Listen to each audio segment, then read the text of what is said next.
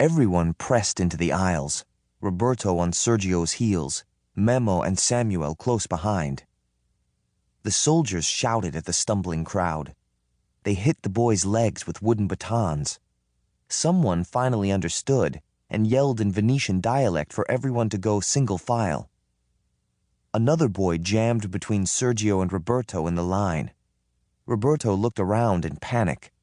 At least Samuel was right behind Roberto, and Memo right behind him. When they got out of the theater, Roberto would catch up with Sergio. But when they got out of the theater, more soldiers were waiting for them. They shouted and pushed and split the boys into two groups, clearly by age. Sergio went with the older boys. Roberto called to him, but his voice was lost in the din. "Keep your mouth shut," hissed Memo. "Do what Sergio said." "Why?" said Roberto. "The Germans are on our side." "The Germans are on their own side," said Samuel. A boy near Roberto shouted, "I have to get home now." "Me too," shouted another. And everyone was shouting, "I have to get home now." Bang! The crowd hushed. Roberto looked around, frantic. But no one had fallen. A soldier must have fired into the air. The soldiers shouted and marched them down the street. Every Easter, Roberto went with his family to visit cousins who lived in the hills southwest of Padova. His cousin Guido herded a flock by himself. Roberto envied Guido and often imagined being him. But now he had the sensation of being one of the sheep, freshly shorn and wild-eyed, pressed on from all sides. His heart thumped. They went into the Mestre train station. Thank heavens, they were about to be sent home. Now he understood. This was their punishment for going to see an American film in the middle of the war. In a minute, the soldiers would separate out the ones who were going east to Venice from the ones who were going west to the villages outside Mestre. Roberto didn't even have the change for the train ticket, and he didn't want to borrow more money from Memo.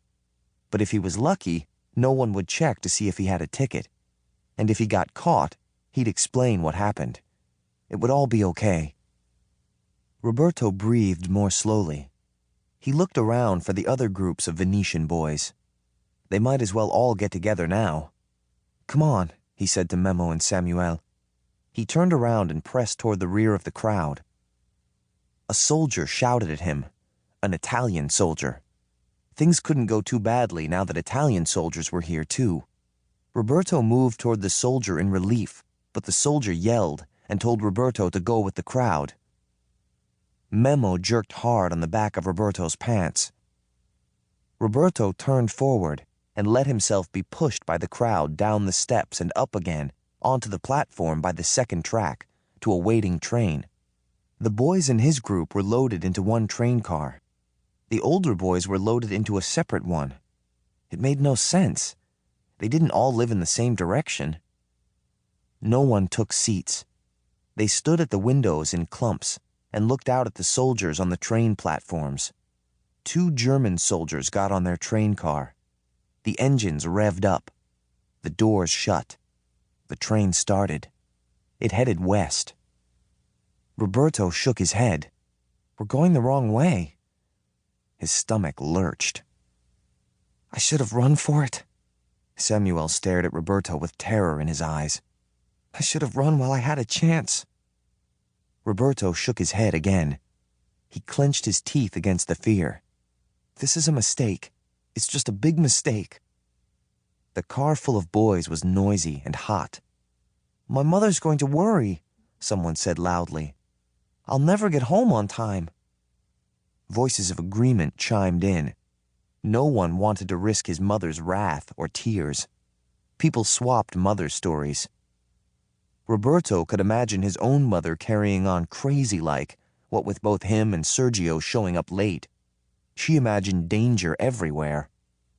"Look at them," said Samuel, with a small nod toward the soldiers at the end of the car. "They can't be more than 20 years old. You can tell in spite of their fancy uniforms." He blinked and whispered hoarsely, "2 of them to a whole carload of us." The 2 German soldiers sat on the last row of seats. They smoked. One of them yawned, showing clean white teeth.